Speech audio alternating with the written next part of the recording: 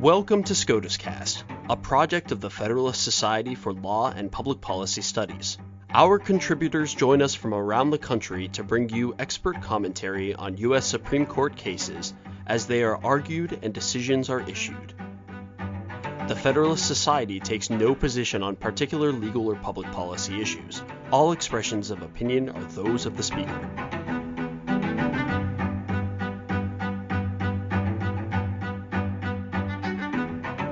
Thank you for joining us for this post-argument episode of SCOTUS Cast. I'm your host, Grace Gotchling. On May 5th, 2020, the Supreme Court heard oral arguments in the case United States Agency for International Development v. Alliance for Open Soc'y Int'l, Incorporated, a case regarding the scope of the government's funding power to limit private speech. This is the second time this case has been argued in the court. Like the prior appeal, this case addresses whether the government has the power to compel speech from grant recipients who received government funds to combat HIV and AIDS worldwide. This episode will provide an overview of the court's prior opinion, the First Amendment impact of this case, and several key points that the court will likely address in its opinion. To discuss the case, we have Casey Mattox, Senior Fellow of Free Speech and Toleration at the Charles Koch Institute, and Krystal B. Swendsboe, Associate at Wiley, Rein, LLP.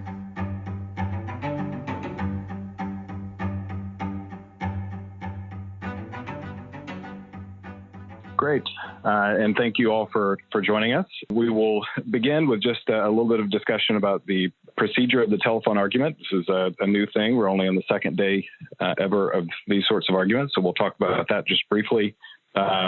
Provide a quick background on the case for those especially who don't know much about this case. We'll provide an explanation of how we got here and what's at issue. Then we'll talk some about the issues that the court discussed and the potential implications of the decision, and then we'll wrap up by taking any questions. So I guess just to begin, and Krystal, feel free to jump in here, but the court held telephonic argument, and just so everyone is aware of how that is working, instead of the normal process where justices can sort of jump in at any time and ask questions, the way the court is doing that for these telephonic arguments is to begin with the most senior justice, and they each ask one or two questions and sort of move through the court. So after the first few minutes where the attorney is beginning their presentation, then they quickly move to questions and move through the court, basically just one or two at a time. So it's a very different dynamic than we've heard in other arguments. I think one of the downside of handling it this way is that it probably devalues the questions asked by the more junior justices because they can't come earlier on in the argument where they could sort of more shape the way the conversation is going. It's also very orderly, though. So it has that advantage. Well, Casey, I'll point out, Justice Thomas is known for being silent on the bench. He has asked questions for the last 2 days in a row, both to petitioners and respondents. So maybe the order is good for that part, but it does end up being a very different argument when you have the justices going in a more procedural order like this. That's right. And I think you'll probably hear it when we get to the end. I think it makes it a lot more difficult to read tea leaves. Not that tea leaf reading is ever easy, but it seems a little more challenging to read tea leaves from the court coming out of an argument where it is that structured, because you don't know which justices are so passionate about one particular point that they keep coming back to it or something like that. So that can be a little more challenging. So Krystal, if you want to give a case summary. Absolutely. Thank you, Casey. So fundamentally, this case is about the government's power to dictate speech by conditioning grant funding on the adoption of the government's anti-prostitution message. Speech requirement is part of the Leadership Act, which was originally passed in 2003, has authorized over $80 billion to combat HIV, AIDS, and requires that no funds may be used by an organization, quote, that does not have a policy explicitly opposing prostitution, end quote. And that's the policy requirement that's really an issue here. So this is the second time this case has come before the court. 2013, the court ruled that the funding requirement violated the First Amendment because it requires the respondents, at that point, just domestic grant recipients, to pledge allegiance to the government's policy. The almost identical issue is presented to the court again today with a slight twist. So the policy requirement was originally found unconstitutional as applied to respondents who were domestic organizations. The respondents this time, same entities that were before the court in 2013, but now we're talking about their closely related foreign affiliates. So it's domestic grant recipients that are large enough to have a foreign affiliate. Now, based on the record, the foreign affiliates are virtually indistinguishable from the domestic entities. They share branding, messages, they speak with one voice. Respondents argue that the 2013 decision effectively resolves the question here. Dictating the speech of their closely related foreign affiliates is the same as dictating speech for the domestic entities. It's unconstitutional, a violation of the First Amendment. Now, the government's argument draws a fine distinction based on corporate formalities of the domestic and foreign entities. And frankly, it flips the First Amendment argument on its head, asserting that there are no constitutional barriers or limits to dictating the speech of foreign entities, which I think puts us in a little bit of a different ground for First Amendment arguments. So, Casey, what did you think of the argument? Well, like I hinted at the beginning, I find it difficult to really gauge which way the court is going to go here. I think the change in makeup of the court may impact that, not having Justice Kennedy here. My sense is that this is, and we have Justice Kagan, as she did before, had recused. We probably should have mentioned that up front. So there's an eight-member court hearing this case. I think there is at least a decent possibility that the court splits or that they find some way to basically punt on an undeveloped record. So it was a very different conversation this time than the last time in that the government wasn't really asked to justify very much why it was imposing this, why it was necessary. The conversation was much more about basically whether rights were violated, whether the corporate form question, it was those kinds of conversations rather than what is the government's interest it's attempting to advance. That was not really part of the conversation at all. I agree. Usually it seems like these First Amendment cases focus on the government's ability to do something. The government has to justify their standard or their policy. Here, the government really kind of came out of the gate in their brief and even an argument to say there's nothing to stop us, which I think is kind of a bold position for the government to take. Yeah, so, Casey, why do you think the government took this case? I say we had a strong opinion back in 2013. The Second Circuit here held that 2013 expanded a little bit. It expanded the 2013 opinion to apply to these foreign affiliates. So why are we looking at the case now? Yeah, I don't know. I mean, it's, you generally assume that the court doesn't, just take a case in order to affirm, that you would make money betting that way. The court doesn't take money to affirm, doesn't take the court to affirm. And here, if AOS wins, that's what the court has done. And so why take the case at all? Why not let the issue develop before taking this up? But it certainly did not seem from the argument that there was a strong sense that the court was trying to draw a line and was clearly leaning toward the government here. And so it didn't seem that it was trying to rein in its prior decision, for example, here. So we may have to wait to find out why the court took the case and, why not wait until let the Second Circuit's decision stand and take the next one. So I don't know. I don't have a good judgment, I guess, for how I expect the court will rule. Do you have a guess, Krystal? I say I don't right offhand. I was a little surprised. I expected, Justice Roberts wrote the prior opinion, so I expected him to come out of the gate a little bit stronger on the government burden side of this. I didn't hear those kind of questions, and then some of the hypotheticals posed were very tough. And it really, I think, put the onus on respondents, even though they had been successful in the lower court, to justify why their First Amendment rights were being violated, which I think was a little surprising. So I may be a little biased here. I, worked on one of the amicus briefs submitted here, and obviously not speaking for our client there. But I'd like to think that the court will affirm. But I'm curious in what way they will do it, and what, if any, lines they draw, or if this might ultimately be a cutback on their strong opinion from 2013. Yeah, and I think there was a lot of concern, or at least a lot of questions, maybe I should say it that way, from the justices about the potential implications of a decision for AOS, what other government programs might be affected. And, there were questions from Alito, from Kavanaugh, at least along those lines, just sort of querying exactly where this would go. I didn't think that they got particularly strong answers on those questions. And they ranged everywhere from the Mexico City policy, which, and some of this we can talk about a little bit later on, Mexico City policy, the foreign contributions, right, exactly, in U.S. elections, and then a lot of hypotheticals that were interesting hypotheticals about, what happens if you have grants to organizations internationally that are promoting peace in the Middle East, and the U.S. government requires them to adopt a specific internal policy about their views on Israel, for example. Okay. And my sense was that those are very good questions with not particularly fine answers to sort of cabin a decision. I don't know if you had a different thought on that. No, I think that's fair. As in, it might be worthwhile to talk a little bit about some of these hypotheticals in depth. So, for example, one of them I think was a really tough one to answer. I believe it was by Justice Alito talking about, Justice Kavanaugh talked about what if we had a policy that required the recognition of Israel in funding peacekeeping efforts in the Middle East. Would that particular requirement be acceptable? And obviously, respondents' counsel answered it. This is kind of nearing the end of the argument, noted that there's a difference between a fact that is required to be spoken and then something like the policy requirement here. That's more of a belief. And it was a kind of a quick answer, and I think it, fulfilled the question. But it obviously raises additional concerns. We had NIFLA versus Becerra that talked about, compelled speech for facts. That was obviously a problem. So I think these hypotheticals raised kind of bigger issues that we didn't get the opportunity to dive into during the argument.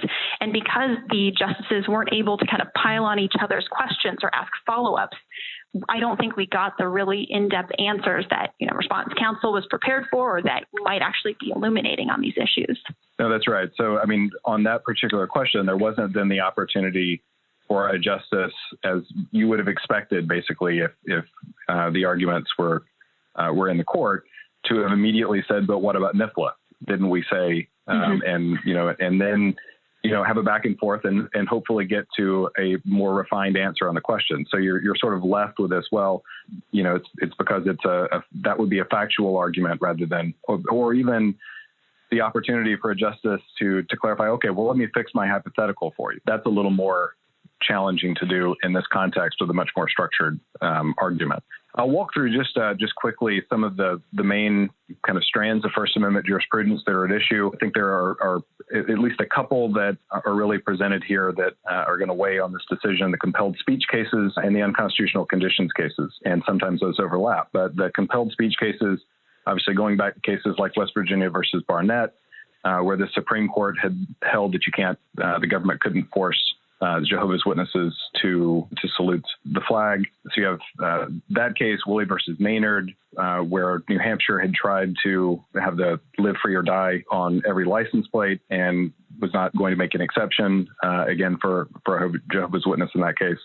Hurley versus Gay Lesbian Irish Americans of Boston, where the government was applying a non-discrimination rule to try to require a parade organizer to allow people in who were going to be representing a message that they didn't want to have in their parade, a group of gay and lesbian individuals who wanted to march in the St. Patrick's Day parade with them.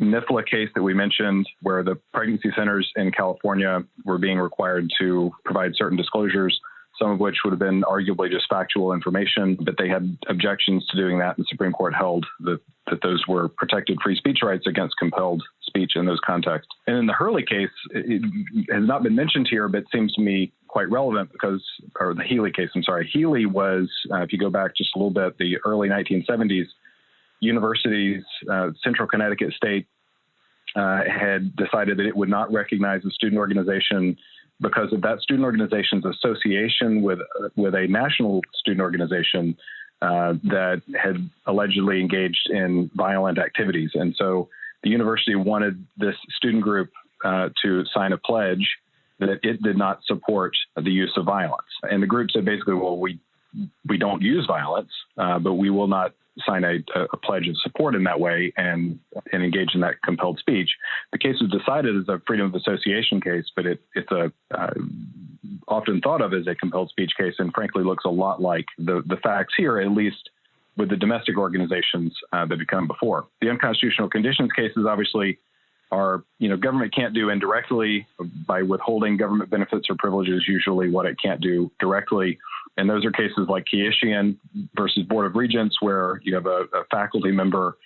The state of New York was requiring all faculty members to pledge that they were not a member of the Communist Party or never had been a member of the Communist Party. And so that personal pledge requirement, again, that sounds a little like the situation here in 2013, at least with the prior version of the case. The political patronage cases all through. O'Hare Truck Service, which is one of my favorite interesting First Amendment cases where the court had held, even where the benefit at issue is something you have absolutely no right to. So in that case, it was sort of a rotation for towing companies who wanted to be able to do towing for a community in Illinois. And the Supreme Court held that even there, the government couldn't take people out of the towing rotation on the basis of protected activity. In that case, the O'Hare Truck Service, the owner of O'Hare Truck Service, had supported the mayor's political opponent in an election. That violated the unconstitutional conditions doctrine. The sort of exception to all of this, or the kind of offshoot of these cases, are the government speech cases. Cases like Russ versus Sullivan, where the government is providing funding for a private entity to speak the government's own message and can thus require them to say something or refrain from saying something as a condition of the grant. And Rust is what's often thought of as the gag rule case, the abortion gag rule case, where entities were not permitted to provide abortion referrals in that case, and that was deemed permissible because it was as part of the grant program. So that's kind of the history of the cases that are leading up to the situation here. One thing I found interesting, and I think is a recurring theme in the cases that you mentioned, is what's the injury here? We've talked a lot about you can't be forced to say something. The government shouldn't be allowed to compel you to say something or to put words in your mouth. There's also the potential injury of your speech being chilled. There's a limitation or a punishment imposed for speaking in a certain way. But I think, and both of those were brought up during the argument today, but there's a kind of a third category of injuries that I thought might play in here more than it actually was talked about during the argument. And that's the right to avoid having to rebut the government's point. So it's not, I think the government here has made the argument, it doesn't matter if we impose our regulations on the foreign affiliates. Domestic entities, you can just clarify any confusion. There's no issue. You just have to say, no, we disagree, because you have the freedom to say what you want. But public confusion regarding who the speaker is isn't really kind of the main issue. It's really a point that if the government's policy was allowed to stand here, the domestic entities effectively are required to rebut or to correct what is being said. They're having to kind of stand up and correct the record. They're having to overcome the government's thumb on the scale, as it were. And so I think that's a unique area of injury that I didn't see talked about a lot, but it was definitely kind of running through the NIFLA decision we've talked about. An American Beverage versus San Francisco out of the Ninth Circuit en banc talked about this as well. It's not necessarily that you will solely be chilled from speaking further, but that you shouldn't be forced to say something, including a correction for the government's misstatement or a way to counteract the government's forced speech. And that, I think that's a good segue to talk about some of the kind of issues that have been bubbling inside this case. There was a line from the 2013 decision that was concerned about the government's mandate there requiring the domestic organization to have to engage in evident hypocrisy was the line. You want to talk a little bit about that, Krystal, and how you think that plays today? Sure. So the origin of this line came from questioning by Justice Ginsburg and Justice Kennedy back in 2013.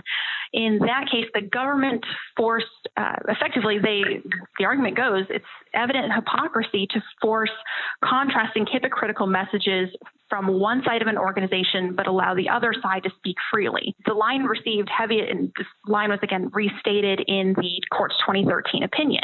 Basically, the idea is if you have a free speaking side of the organization and a hampered side of the organization, it effectively undermines the entire message because you can't speak out of both sides of your mouth.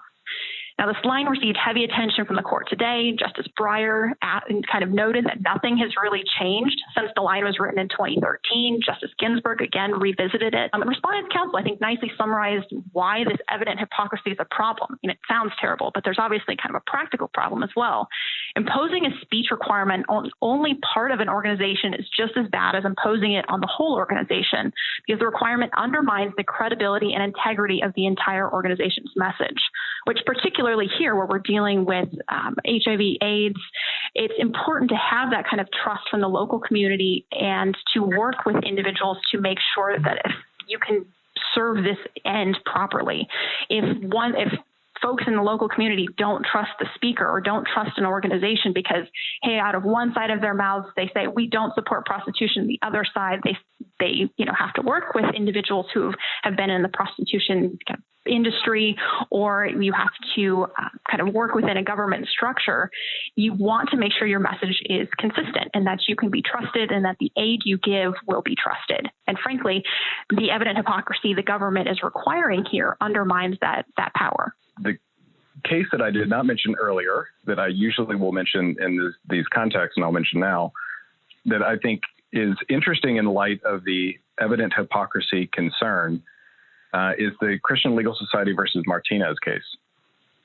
That's a case that is a compelled speech, compelled association, religious freedom. It's a kind of a combination case, an unconstitutional conditions case. It's basically the case where the Supreme Court held 5-4 when we were a few justices different than we are now on the court, that it was permissible for the University of California, Hastings, to have what was called an all-comers policy, and a policy that required every student organization to adopt a policy that it would not discriminate on the basis of, among other things, religion and sexual orientation in its non-discrimination policy. But they interpreted that policy in an all-comers sense to mean that basically every organization had to agree to allow everyone to stand for office. And so that was the issue that came before the court, and the court upheld that 5-4.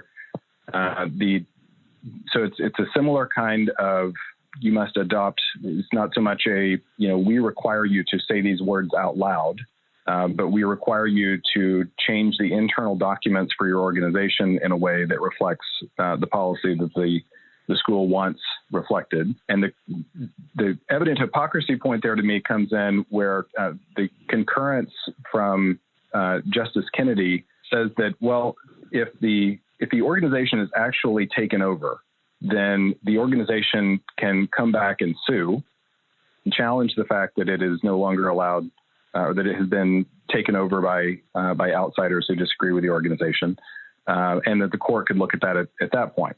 But that, again, seems to create this hypocritical situation where the organization, in order to sue later, would have had to already adopt a policy now saying that it has a policy that it would later say that it disavowed. And so that very much a catch-22.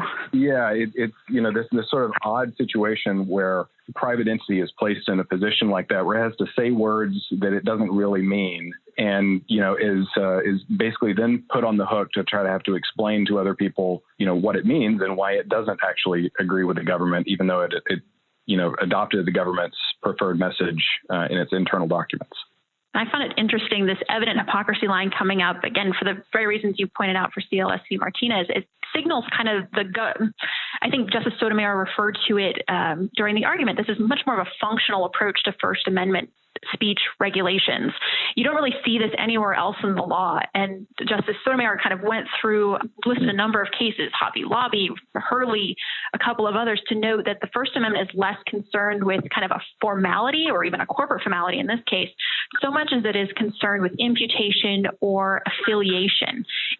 What did you think of that argument and that strain of questions in the argument today? Well, the most interesting part of that to me was just how much it signaled how the First Amendment doesn't care about your politics And, basically the way First Amendment doctrine works when it's working properly is that it should be protecting neutral principles. And so, today we heard counsel for Alliance for an Open Society, which is a George Soros organization, citing Citizens United favorably. We heard Masterpiece Cake Shop.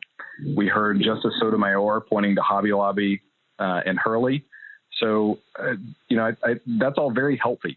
It's, the First Amendment should be applying and protecting things. If it's not protecting speech that you don't like, then, if you're not able to cite the First Amendment in support of speech that you don't like, then you may not have a very well-developed understanding of what the First Amendment is supposed to do. So I think that was all very positive, but it is very interesting to see how these principles end up working in ways that are, protecting the speech of, more than one side of the political calculus. I think to your question about the attribution test, there were concerns from both Justice Roberts and Justice Thomas about exactly what this would look like. How do we know that an entity is in fact, closely associated, and is that the right test? These are legally separate entities, and what is the line going to be in future cases, or potentially what are the facts that they cite in this case to be able to show that, here the speech of the domestic organizations be affected by the international affiliates adopting this policy because of public perception, because of co-branding. What exactly are those factors? You're right. And Justice Roberts and Justice Thomas kind of went into this in some detail, which I think this might go to your earlier point. We're not sure what the court will do with this case. This case has been going on for 15 years. So there's been a lot of back and forth, and the government, obviously sought discovery from the respondents on this point. Respondents have a pretty sizable appendix of affidavits and testimony talking about how the organizations are similar and how their messaging is similar.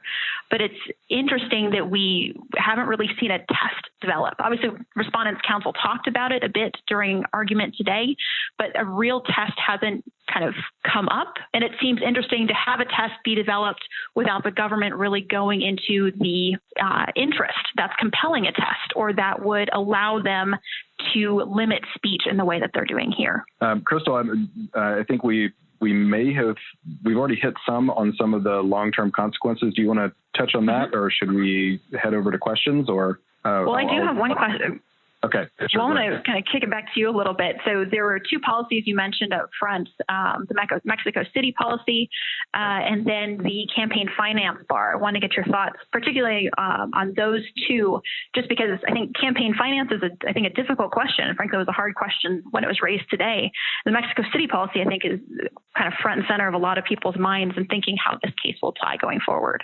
Yeah, and I think the answer, at least on the Mexico City policy, is basically the two ways that this has been distinguished from Mexico City, both in the Second Circuit below, and I think in some of the arguments we've seen, reading between the tea leaves in some of the questioning today, was distinction here. The argument they're making here is that this is affecting the domestic organizations, not the international affiliates, but the domestic organizations' free speech rights, because of their close association. That seems to me to be largely not the case in the Mexico City policy context. There may be circumstances where it is. The other big distinction with the Mexico City policy, and the one distinction that I heard today on the campaign finance bar on foreign contributions, is the distinction between a restriction on speech for a grantee and compelled speech. There are the Supreme Court has said, at least in passing before, that compelled speech is particularly bad.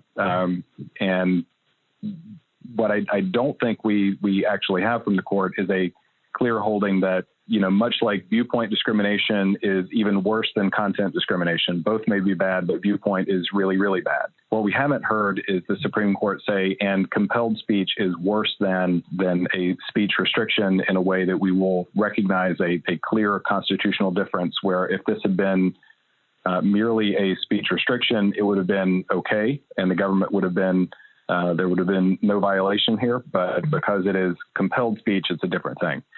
That may end up being one of the possible implications of this case. If so, it will be quite significant. I think it's been, like I said, it's been sort of hiding in some of these, and the NIFLA case even, that's particularly concerning. The idea that pregnancy centers would not only be prohibited from saying a particular thing, but would actually have to affirmatively state the government's message. I don't know if you have other thoughts on how this case may affect those issues.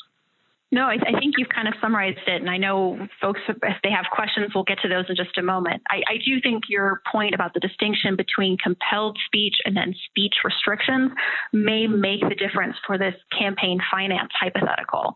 I think that may be not an easy way, but it could be a clean way for the court to address that and hopefully cabin its opinion to the extent it needs to on that front. We'll now go to the first question. Once you hear the prompt, you may ask your question. Casey, Krystal, it doesn't look like we have anybody in the queue. Do you want to go into a little bit more depth on what you were talking about at the end there? I would say we can certainly talk a little bit more about the hypotheticals. And I don't know, Casey, I've had, as I noted, we've written a brief for this case, and my firm has been involved in these First Amendment issues for a long time. So it's always been interesting to see what type of policies the government uses or tries to use its funding power for. So I think my favorite one, even more recently, there was one state attempted to prohibit boycotting the state of Israel as a condition of public employment, required contractors to cease and refrain from engaging in constitutionally protected speech. This is out of the Western District of Texas in 2019.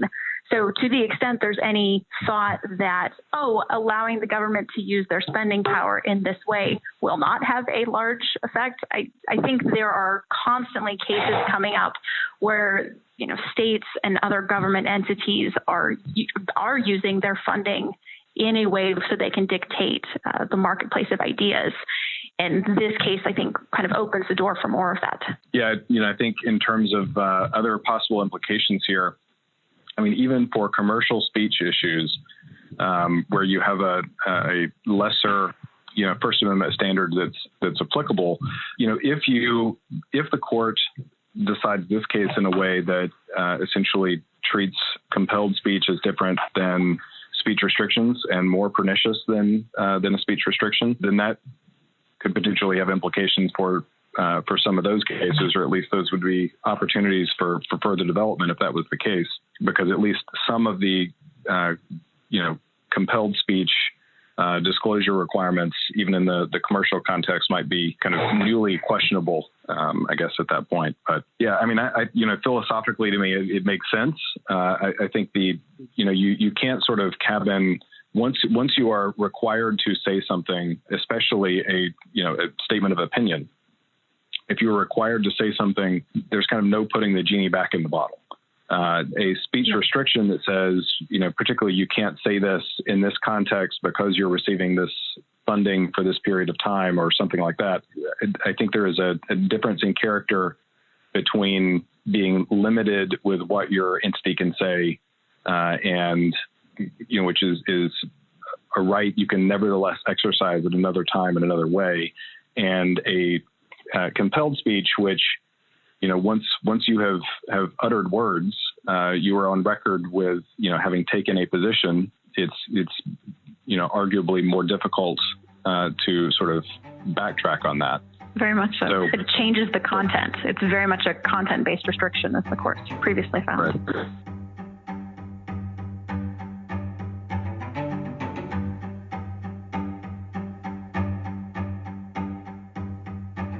Thank you for listening to this episode of SCOTUS Cast.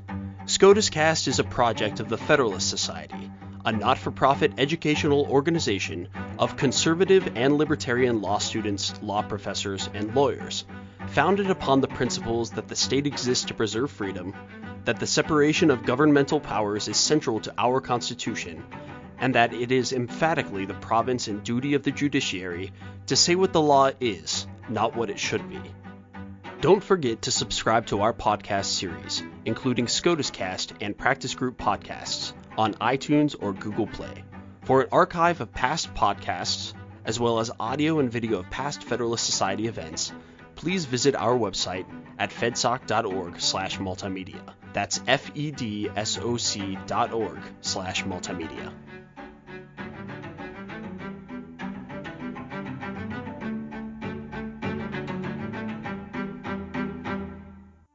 This has been a FedSoc audio production.